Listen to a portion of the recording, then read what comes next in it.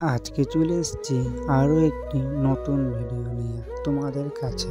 আর তোমরা দেখেছো সকালে গেছিলাম শিবরাত্রি উপলক্ষে জামালপুর। তো জামালপুরে দেখেছি ভিডিওতে যে কত ভিড় ছিল। ঠিক সন্ধেবেলায় আমার একটা বন্ধু বলল আজকে নাকি শিবনগরে শিবরাত্রি উপলক্ষে মেলা হচ্ছে, ওখানে জল ঢালার জন্য প্রচুর ভিড় হয়, তো যাবি?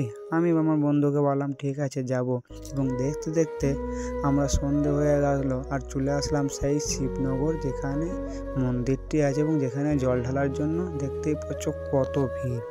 এই যে মন্দিরটা দেখছো, এটা কিছুদিন আগেও খুব পুরানো একটা মন্দির ছিল, সেটাকে পুনরায় কাঠিয়া বাবা একটি নতুন রূপে আমাদের সামনে তুলে ধরেছে।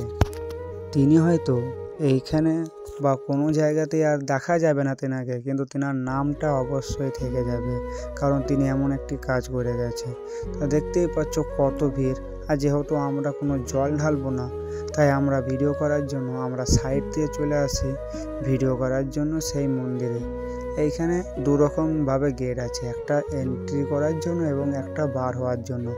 আমরা দেখতেই পাচ্ছ যেখান দিয়ে ঢোকার প্রবেশ পথ, সেখান দিয়ে চলে আসলাম ভেতরে। এই যে ভেতরে দেখতেই পাচ্ছ এখানে কত ভিড় সব জল ঢালার জন্য।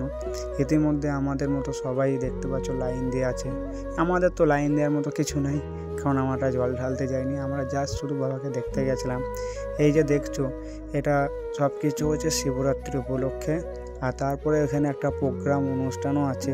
এই যে তার ওখানকার ছোট ছোট বাচ্চা মেয়েরা সাংস্কৃতিক অনুষ্ঠান করছে।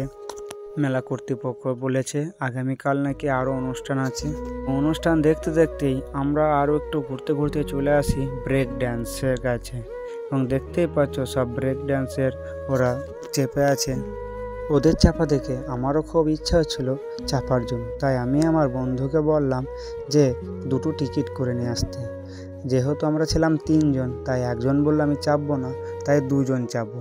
এবং আমার সেই বন্ধুটা বলল আজকে আর চাপতে হবে না, আমরা আবার সামনের দিন যদি আসি তখন চাপবো। এবং দেখতেই পাচ্ছ পাশে ছিল নাগরদোল্লা, এবং নাগরদোলা দেখে আমারও সেই গুরুদেবের গোপীনাথের মেলার কথা মনে পড়ে গেল। তো নাগরদোলায় কে কেমন চাপতে ভালোবাসো অবশ্যই